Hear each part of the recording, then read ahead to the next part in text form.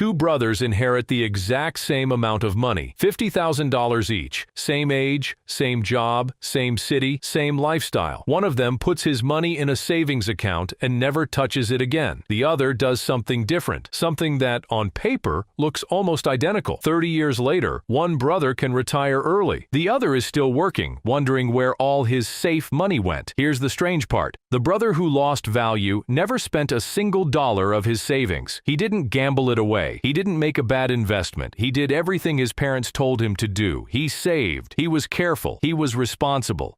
And yet somehow he ended up poorer than the day he started. This sounds impossible, but it happens to millions of people every single year, and almost nobody realizes it's happening to them right now. Not because they're bad with money, not because they're lazy, but because of something quiet, something invisible, something that eats away at your savings while your bank balance looks like it's growing. Most people think saving money is the safe choice, the smart choice, the responsible choice. But what if the safe choice is actually the slowest way to lose? In this video, we're going to break down exactly what happens to your money if you only save and never invest.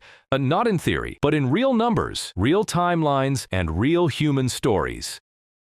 Imagine you put $10,000 into a savings account today. You don't touch it. You don't add to it. You just let it sit there, safe and sound, for 20 years. At the end of those 20 years, you check your balance. It says something like $11,000 or $12,000 depending on the interest rate your bank gave you. You feel good. Your money grew. It's more than you started with. But here's where it gets interesting. That same 20 years ago, a loaf of bread, a gallon of gas, a month's rent, they all cost less, much less. Prices rise every single year through something called inflation. It's the quiet tax nobody votes for and nobody sends you a bill for. It just happens in the background, year after year, usually around 2 to 4%. Now do the math. If prices rise by 3% a year and your money only grows by 1 or 2% in a savings account, your money isn't really growing at all. It's shrinking. Not in the number on the screen, in what that number can actually buy you. This is the part almost nobody tells you when you're young. The bank shows you a bigger number and calls it growth. But growth in numbers means nothing if the cost of everything around you grew faster. Think of it like a treadmill. You're walking, you're moving your legs, you're putting in effort. But the treadmill is also moving. If it moves faster than you walk, you actually slide backward even though you never stopped moving. That's exactly what happens to a saver who never invests. They're working hard, being disciplined, doing everything right, and still sliding backward without knowing it.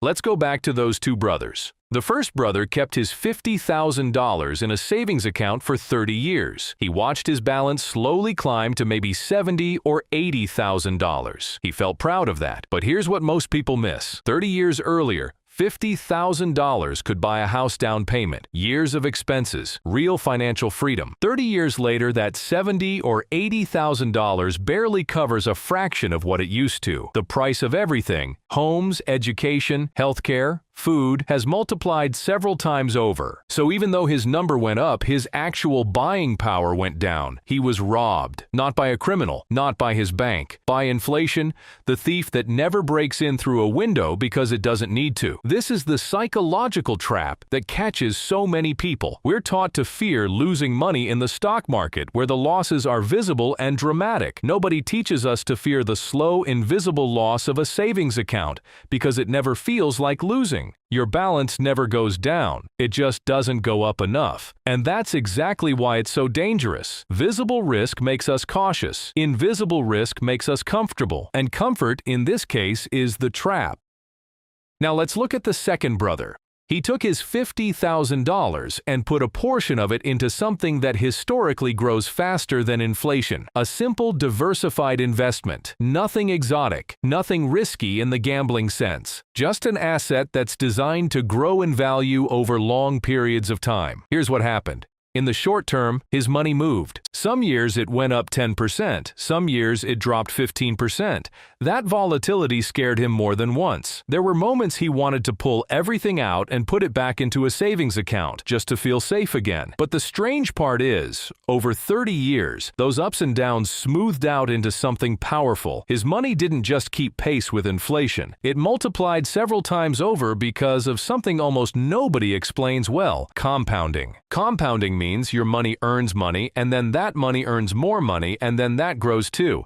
It's slow at the beginning, almost boring, but it accelerates over time, like a snowball rolling downhill. In the first 5 years, compounding barely feels real. In the next 10 years, it starts to show. But in the final 10 years, it explodes. This is exactly why so many people give up on investing too early. They quit right before the snowball starts to matter. The second brother didn't get rich by being a genius. He got rich by being patient and by letting time do the heavy lifting that his effort alone never could. Now here's a question worth sitting with. If investing works so much better over time, why do so many people still choose to only save? The answer isn't logic, it's psychology. Saving feels safe because you can see it. You can check your balance and know exactly what you have. Saving gives your brain a feeling of control, and humans are wired to crave control. Investing, on the other hand, feels uncertain. It moves, it fluctuates, it sometimes drops right after you put your money in, which feels like punishment for doing the risky thing. Our brains are built to avoid pain more than they're built to seek gain. Losing feels roughly twice as painful as gaining feels good. So even a temporary dip in an investment account can feel more threatening than years of slow, invisible erosion in a savings account. This is why so many financially responsible, hardworking people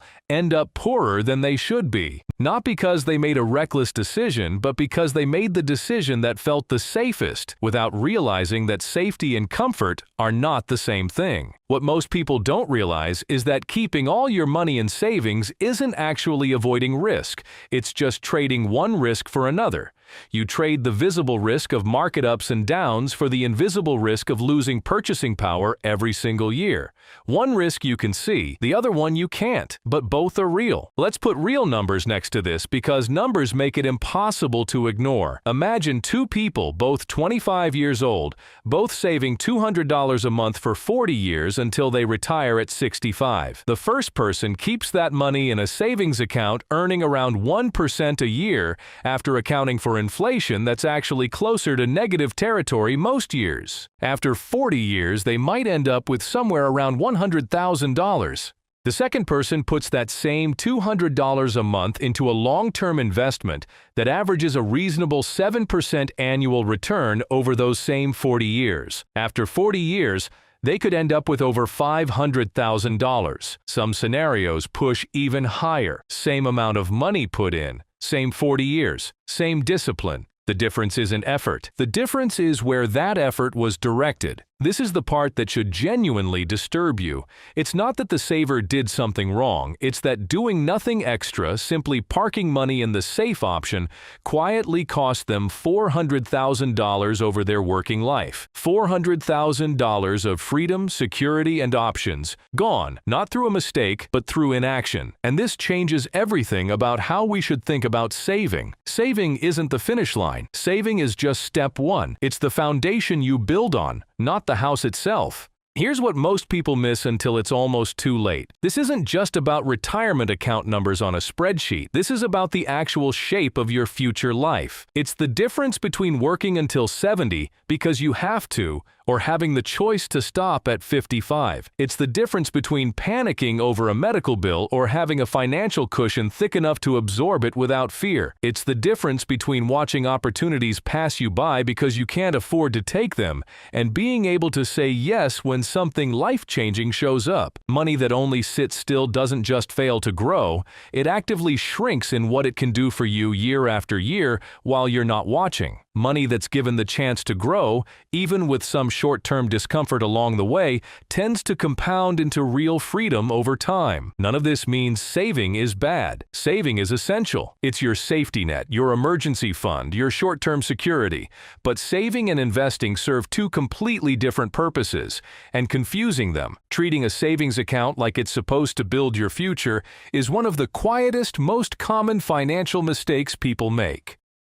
The two brothers from the beginning of this video aren't really about money. They're about two different relationships with time. One brother treated time as something to survive. He protected his money exactly the way it was, and in doing so, he let the world move past him without noticing. The other brother treated time as something to use. He let his money take part in growth, in risk, in patience, and time rewarded him for it. Here's the biggest insight most people never learn until it's too late. Money that doesn't grow isn't neutral. It's not simply safe and unchanging. It's quietly losing a race against a world that keeps getting more expensive. Standing still in a moving world is its own kind of falling behind. The good news is, once you see this clearly, you can't unsee it. You now understand something that separates people who build real wealth from people who simply accumulate numbers in a bank account. The choice isn't between risk and safety. It's between a risk you can see and a risk you can't. So the real question isn't whether you're saving enough. It's whether you're only saving while time quietly decides the rest for you.